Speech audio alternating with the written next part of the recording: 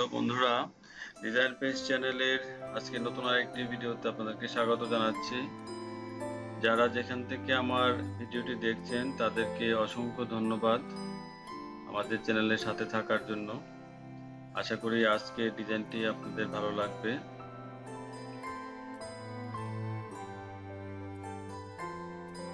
আমি সাধারণত এখন ছোট ছোট ডিজাইনগুলো করছি।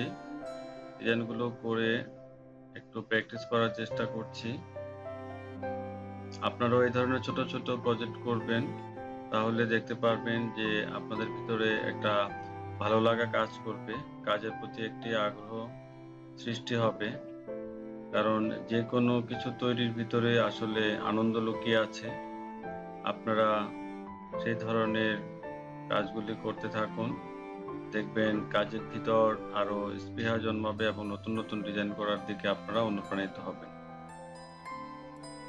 এই কালারটি করার জন্য আমি এখানে দুটি কালার একত্রে মিশিয়ে নিয়েছি। একটি হচ্ছে বেগুনি এবং আরেক পাশে হচ্ছে সাদা। যখন আমি ব্রাশটি নিয়েছি তখন দুটি রং একসাথে আমি তুলে নিয়েছি এবং অপেক্ষাকৃত ওয়াটার কালার যেরকম পাতলা হয়ে থাকে আমি এখানে মিশ্রণটি একটু ঘন রেখেছি, যাতে পাপড়িগুলো আমি সেভাবে করতে পারি।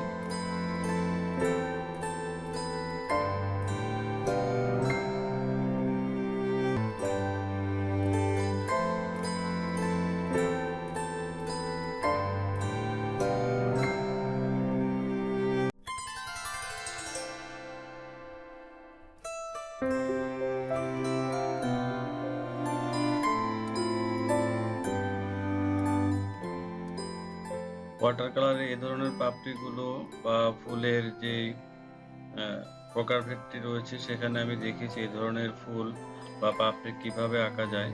সেগুলি খুবই সহজ একটি পদ্ধতি। তারপরও আজকে আরেকটু বলে নিচ্ছি, সেটা হচ্ছে আপনি ব্রাশটা প্রথমে যখন প্রেস করবেন তখন হালকাভাবে প্রেস করবেন, মাঝখানে একটু প্রেসার দিতে হবে এবং শেষের দিকে ব্রাশটি আবার আলতোভাবে তুলে নিতে হবে।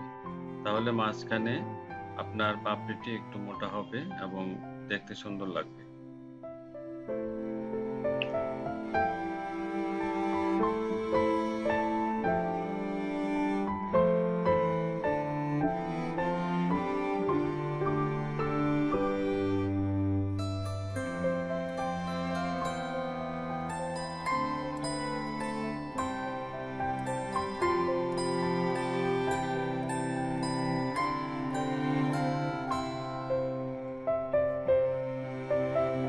আপনারা পাতাগুলো ঠিক একই পদ্ধতিতে আঁকতে পারেন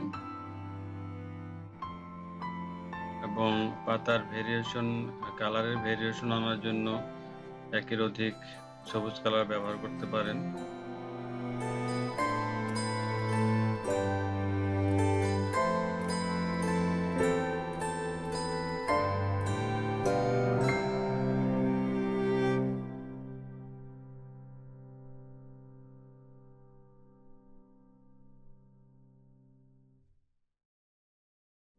আমি ফুলের ভিতরে যে পাপড়িগুলো রয়েছে সেখানে হালকা গোলাপি কালার ব্যবহার করেছি একটু ভেরিয়েশন আনার জন্য। আপনারা অন্য কালার করেও দেখতে পারেন, সেটাও সুন্দর লাগবে। এবং শুকানোর জন্য একটু সময় দিয়ে আপনারা দ্বিতীয় লেয়ারে যাবেন, তাহলে কালার যে সেপারেশনটা হয় সেটা আপনারা ভালোভাবে বুঝতে পারবেন।